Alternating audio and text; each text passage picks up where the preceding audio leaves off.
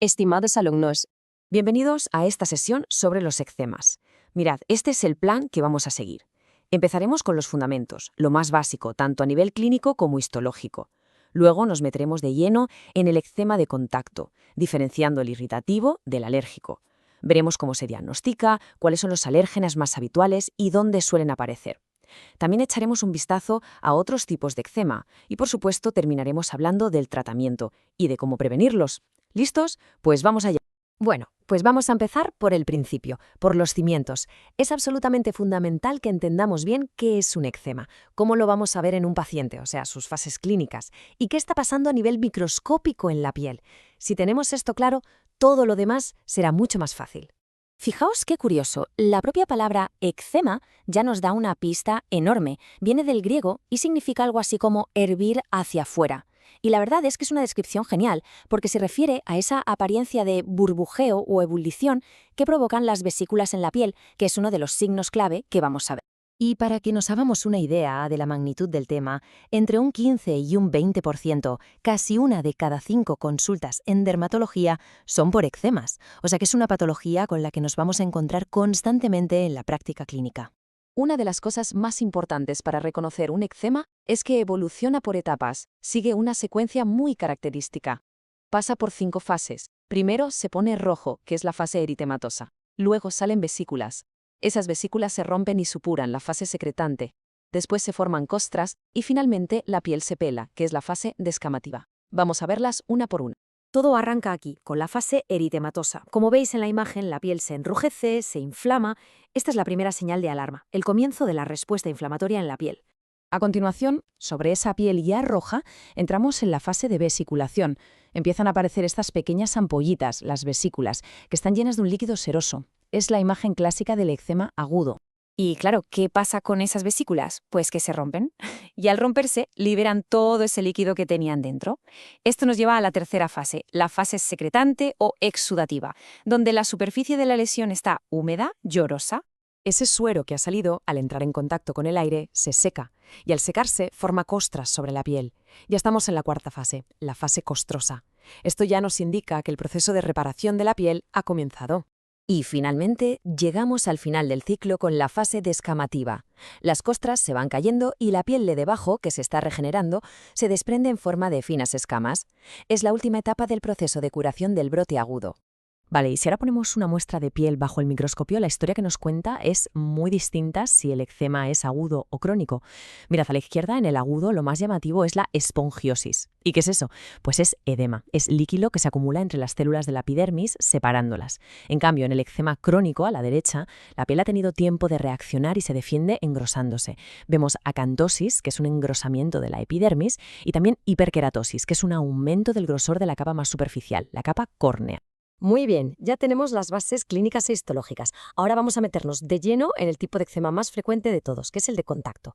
Y aquí es vital, absolutamente crucial diferenciar entre sus dos grandes subtipos, el irritativo y el alérgico, porque aunque se parezcan, el mecanismo que los produce es totalmente diferente. Aquí está el kit de la cuestión.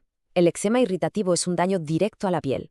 Es como si la sustancia quemara químicamente la barrera cutánea. Por eso puede afectar a cualquier persona, sin necesidad de que el sistema inmune intervenga. No hay memoria. En cambio, el eczema alérgico es una película completamente distinta. Aquí sí que hay una respuesta inmunológica, una hipersensibilidad de tipo 4. El cuerpo tiene que aprender a reaccionar contra algo. Por eso solo afecta a personas que ya se han sensibilizado previamente. Y por supuesto, hay memoria inmunológica. Pensemos en el eczema irritativo. Como decíamos, es un daño directo, no hay una alergia. La causa es una sustancia que por su propia naturaleza agrede la piel. Un ácido, un álcali, un disolvente. La gravedad dependerá lógicamente de qué sustancia sea, de su concentración y del tiempo que esté en contacto con la piel. Suele picar menos que el alérgico y es muy típico en profesiones que están en contacto continuo con agua y productos de limpieza. Ahora, el alérgico. Esto ya es otra historia. Es un proceso inmunológico mucho más elegante y complejo. Es una reacción de hipersensibilidad retardada, tipo 4, y funciona en 2 actos, como una obra de teatro.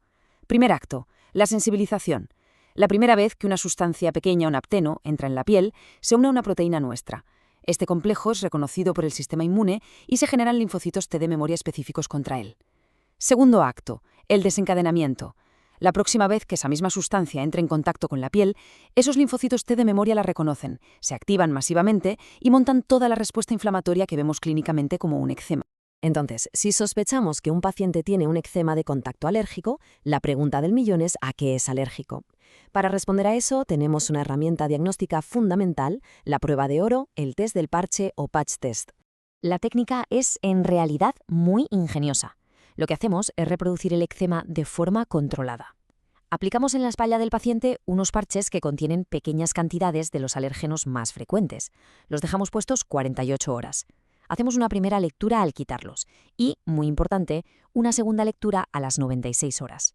Si el paciente es alérgico a alguna de las sustancias, en ese punto exacto se habrá reproducido un pequeño eczema, como esta reacción tan clara al dicromato potásico que veis a la derecha. Y hablando de encontrar al culpable, una de las grandes ayudas que tenemos en la clínica es la localización del eczema. El sitio donde aparece nos da pistas muy valiosas sobre cuál puede ser el alérgeno responsable. Esta tabla es oro puro para la consulta del día a día. Es lo que llamamos diagnóstico topográfico. Por ejemplo, si un eczema aparece en los lóbulos de las orejas o en el cuello, lo primero que hay que pensar es en la bisutería, y el alérgeno casi seguro será el níquel. Si aparece en el cuero cabelludo o tras teñirse el pelo, sospecharemos de la parafenilendiamina, la famosa PPD de los tintes. En las manos de un trabajador de la construcción, casi seguro que es el cromo del cemento. La localización nos guía. Pero ojo, no todo el eczema que veamos va a ser de contacto. Existen otras formas, otros patrones clínicos que tenemos que conocer porque tienen sus propias características. Aquí tenemos dos ejemplos muy claros. A la izquierda, el eczema numular.